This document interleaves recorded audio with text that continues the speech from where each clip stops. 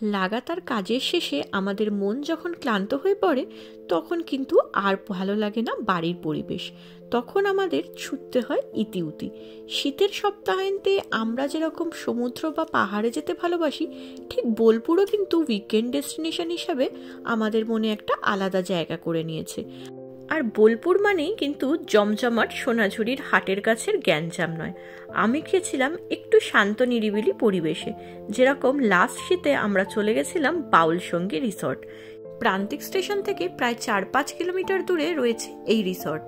বিশাল বড় main gate পেরিয়ে আমরা যখন রিসর্টের ভেতরে ঢুকলাম তখনই ডান হাতে পড়ল রিসেপশন এরিয়া। এখানেই এসে আমাদের বুকিংয়ের ডিটেলস সব দেখাতে হয়েছিল।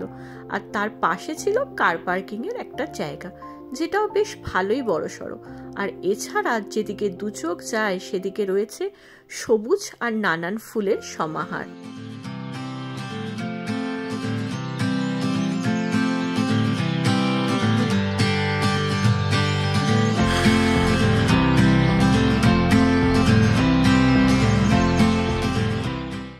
এই রিসর্টে রয়েছে 3টে ডাবল বেডেড কটেজ। একটা হচ্ছে মৃন্ময়ী, চারুলতা আর বিনোদিনী। আমরা যেটাই ছিলাম সেটা হচ্ছে চারুলতা। ফার্স্টেই ঢুকে দেখাই তোমাদের রুমটা কেমন। ভীষণ সুন্দর, ওয়েল ডেকোরেটেড আর খুব বড় রুম। আমরা ঢোকার সাথে সাথেই ওনারা পরিষ্কার পরিচ্ছন্নও করে দিয়ে গেছিলেন, একটা জলের বোতল দিয়ে গেছিলেন। এবার রুমে কি কি আছে সেটা তোমাদের একটু চট করে বলে দিই। একটা খাট রয়েছে বড়, তার সাথে রয়েছে একটা ড্রেসিং টেবিল আর একটা ওয়ার্ড্রপ। একটা বড় এলইডি টিভি আছে, ছোট একটা সাইড টেবিল আছে, দুখানা বসার জন্য মোড়া দেওয়া আছে। এবার পর্দার এপাশে কি আছে সেটাও দেখিয়ে দিই। এটা হচ্ছে একটা বেসিন কাম ড্রেসিং ইউনিট। এই জায়গাটাও কিন্তু বেশ বড়সড় এবং দেখতেই পাচ্ছ খুব সুন্দরভাবে মেনটেন করা আছে, পরিষ্কার পরিচ্ছন্ন। চলো এবার বাথরুমটা দেখানো যাক তোমাদের। বাথরুমটা দেখতে পাচ্ছ বেশ বড়সড় আর নিট অ্যান্ড ক্লিন। তাছাড়াও বাথরুমে যা যা প্রয়োজনীয় জিনিসপত্র সেগুলোও কিন্তু রয়েছে একদম পরিষ্কার পরিচ্ছন্ন। এই রুমটার সাথে সাথে আমরা বুক করে নিয়েছিলাম আর একটা ট্রিপল বেডেড রুমও। চলো তোমাদের সেই রুমটাও দেখানো যাক। এই রুমটার আমি ফুটেজটা নিয়েছিলাম পরের দিন সকালবেলা, তাই একটু অগোছালো হয়ে আছে। রুমে ঢুকেই চোখে পড়বে একটা বড় খাট, যেখানে কিন্তু বাচ্চা নিয়ে 3 জন আরামসে শুয়ে পড়তে পারবে। আর তার সঙ্গে রয়েছে দুখানা বড় বড় জানলা, সাইডে রয়েছে একটা ছোট্ট টেবিল, একটা শু র্যাক মতো আছে, একটা হ্যাঙ্গার আছে জামা কাপড় ঝোলানোর। আর ওই রুমে যেমন ছিল একটা আলমারি, একটা টিভি আর ওয়াইফাই, সেটা সব রুমেই আছে কমন। কিন্তু এই রুমের ইউএসপি হলো একটা যে এক্সট্রা খাট আছে সেটা তোমরা এই পর্দাটা দিয়ে বন্ধ করে দিতে পারো, তাহলে এখানে যারা শুচ্ছে তাদের সঙ্গে ওই রুমের কোনো কানেকশন থাকবে না। এই খাটটাও বেশ বড় এবং এখানে কিন্তু 2 জন শুয়ে পড়াই যাবে। জানলাও আছে, তাই বেশ আলো বাতাস পূর্ণ। কিন্তু এই রুমের একটাই প্রবলেম, সেটা হচ্ছে আলাদা করে কিন্তু বেসিন এরিয়া নেই। বেসিনটা বাথরুমের সঙ্গেই অ্যাটাচ, আর বাথরুমটাও তুলনামূলক ছোটই। এই রিসর্টে তোমাদের যেরকম বললাম আমরা একটা বুক করেছিলাম ডাবল বেড আর একটা ট্রিপল বেডরুম। এখানে কিন্তু রয়েছে 3টে ডাবল বেডরুম আর 2টো ট্রিপল বেডরুম। ওই যে দূরে ইয়েলো কালারের দেখছো ওটা হচ্ছে এখানকার কিচেন। এখানে কিন্তু আশেপাশে ছোটখাটো ফার্মিংও হয়, যেখান থেকে টাটকা সবজি নিয়ে এনারা রান্না করে। এই পুকুরটার ওই পারে যে ছাউনি মতো জায়গাগুলো দেখছো সেটা হচ্ছে খাবারের জন্য জায়গা। তোমরা যদি চাও রুমে বসে না খেয়ে শীতের দুপুরটাকে একটু উপভোগ করবে, তাহলে ওখানে কিন্তু অবশ্যই লাঞ্চ করে নিতে পারো। এই পুকুরটাই কিন্তু ওনারা বলছিলেন তোমরা যদি চাও ইজিলি কিন্তু ফিশিং করতে পারো, এখানে কিন্তু সেই অপশনও পেয়ে যাবে। এই রুমটা হচ্ছে আমাদের যে ট্রিপল বেডরুম সেটা, আর তার পাশেও এটা হচ্ছে আর একটা ট্রিপল বেডরুম।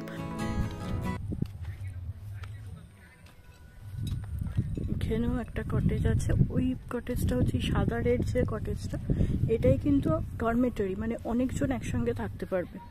আর এখানে টেন্টগুলো আছে, টেন্টে পুরো অনেক লোক আছে বলে আপাতত আমি টেন্টগুলোর তোমাদের ভেতরে কি আছে দেখাতে পারবো না।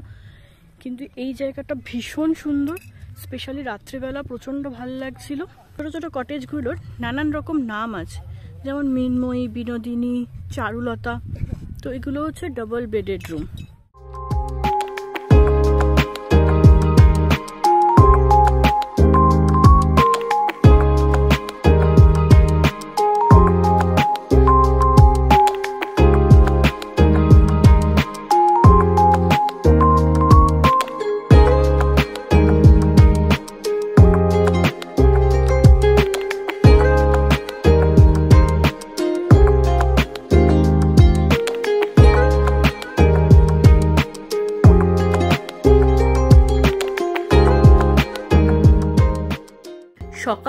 তুলনায় এই রিসর্টটা কিন্তু আমার কাছে রাত্রিবেলা আরও সুন্দর লেগেছে। তোমাদের কি মতামত অবশ্যই কিন্তু আমাকে কমেন্ট করে জানিও। রাত্রিবেলা যখন এই পুরো রিসর্টটা জুড়ে এই লাইটগুলো জ্বালিয়ে দিয়েছে, যেন মনে হচ্ছে আকাশের চাঁদ নিচের মাটিতে নেমে এসছে। এত সুন্দর লাগছিল এই জায়গাটা। আমার কিন্তু 2023-এর যাওয়া এই রিসর্টটা সব থেকে প্রিয় রিসর্ট। একটু দূরে আর একটু অফবিট, কিন্তু বেশ সুন্দর। এই রিসর্টটা একটু দূরে বলে শহর থেকে একদম শান্ত নিরিবিলি পরিবেশে। আর তাছাড়াও এইখানের একটাই প্রবলেম, সেটা হচ্ছে এদের যে ইন হাউস রেস্টুরেন্ট, সেখান থেকেই তোমাদের খাবার দাবার অর্ডার করতে হবে। আমরাও অর্ডার করে নিয়েছিলাম ইভিনিং স্ন্যাক্স, আর তার সঙ্গে শীতকাল ছিল যেহেতু, তাই জন্য নিয়ে নিয়েছিলাম বারবিকিউ চিকেন। তোমাদের এবার চট করে রুম রেটটা বলে দিই। চারুলতায় যেটাই ছিলাম সেটা ছিল 1200 থেকে 1500-র মধ্যে, আর যেটা ট্রিপল বেডরুম ছিল সেটা ছিল 2200 থেকে 2500-র মধ্যে। এটা কিন্তু সিজন ওয়াইজ কম বেশি হতে থাকে। আমরা নিয়ে নিয়েছিলাম পনির টিক্কা, তার সঙ্গে চিলি চিকেন, আর সঙ্গে ছিল আমাদের বারবিকিউ চিকেন। বারবিকিউ চিকেনটা কিন্তু ভালোই এক্সপেন্সিভ ছিল, 1200 টাকার চিকেন কেজি ছিল এই বারবিকিউটা করার জন্য। বারবিকিউ আর সাথে যখন আড্ডা জমে উঠেছিল, হঠাৎ করে এক রাশ কুয়াশা ঘিরে নিয়েছিল পুরো রিসর্টটা।